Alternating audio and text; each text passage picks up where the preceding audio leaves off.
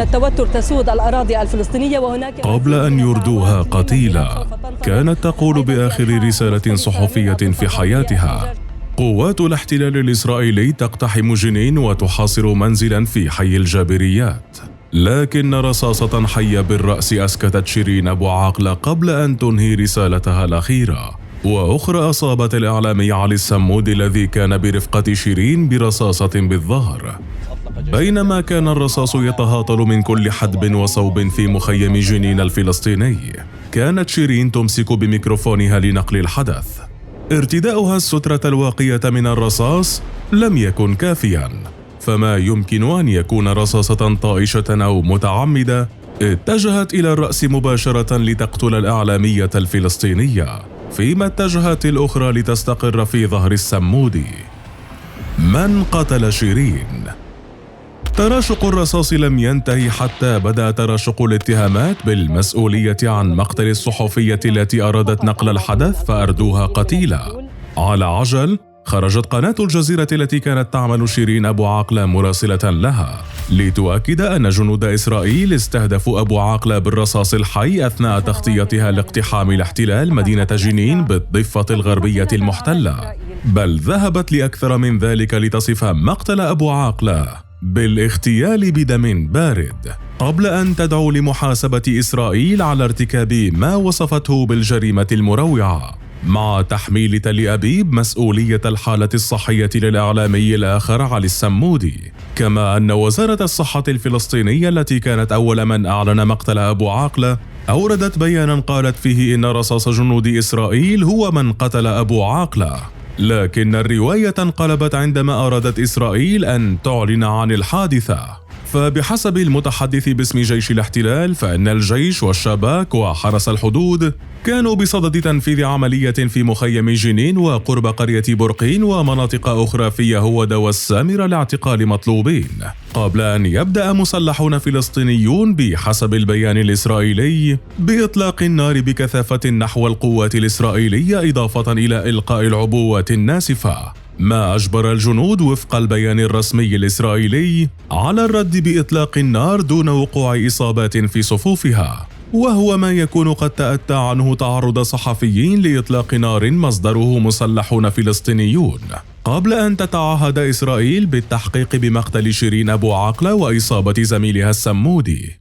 وفي أول رد فعل رسمي من الدولتين المعنيتين بالحادث لجانب فلسطين، وصف وزير الخارجية الإسرائيلي خبر مقتل شيرين بالحزين، عارضاً إجراء تحقيق مشترك مع السلطات الفلسطينية، بينما نددت مساعدة وزير الخارجية القطري لؤلؤ الخاطر بالحادثة، ودعت إلى إنهاء ما أسمته الإرهاب الإسرائيلي الذي ترعاه الدولة. ومن ثم تتالت الإدانات الدولية بداية من جامعة الدول العربية التي حملت الحكومة الإسرائيلية جريمة مقتل الصحفية شيرين أبو عاقلة في مخيم جنين، فيما كانت الصدمة هي الكلمة التي عبر بها الناطق باسم الاتحاد الأوروبي عن المشاعر الأوروبية حيال قتل شيرين أبو عاقلة قبل أن يدعو إلى إجراء تحقيق مستقل.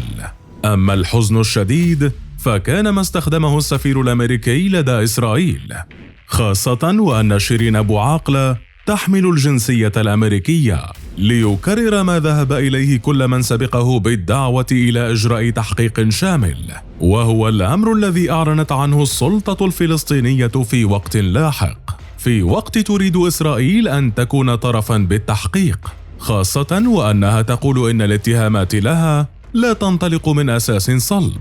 أما روايات شهود عيان فلسطينيين فجاءت لتؤكد أن مقتل شيرين أبو عاقلة تسبب به جنود إسرائيل الذين أطلقوا الرصاص الحي تجاه المتظاهرين والطواقم الصحفية.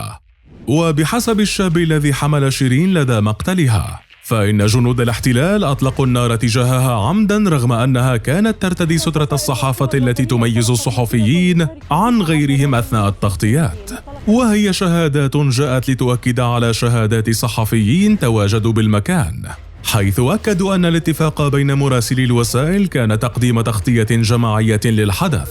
فتقدم 4 صحفيين بينهم شيرين إلى منتصف طريق خال، وأظهروا لجنود الاحتلال أنهم إعلاميون مميزون بلباسهم ومكان تواجدهم، إلا أن الرصاصة الأولى استقرت في ظهر السمود الذي وقع على الأرض قبل أن تصيب الرصاصة الأخرى شيرين تحت الأذن مباشرة.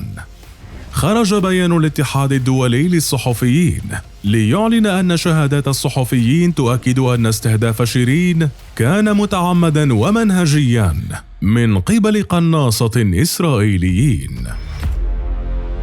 من هي شيرين؟ ولدت شيرين أبو عقل عام 1971 في مدينة القدس.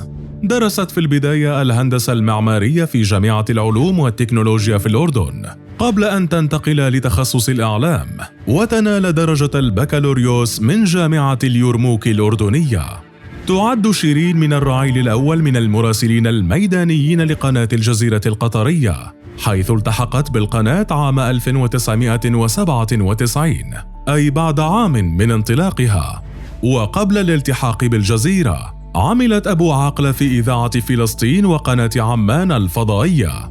ولطالما عملت شيرين على تغطية الاشتباكات المسلحة والحروب بين الأطراف والفصائل الفلسطينية وجيش الاحتلال، حيث حاصرتها القذائف والنيران والرصاص مرات ومرات. لكن رصاصة اليوم أيا كان مطلقها أسكتت شيرين أبو عقل التي لم تنهي رسالتها إلى الأبد. شيرين أبو عقل، الجزيرة، من بلدة سيلة الحارثية غربي جنين.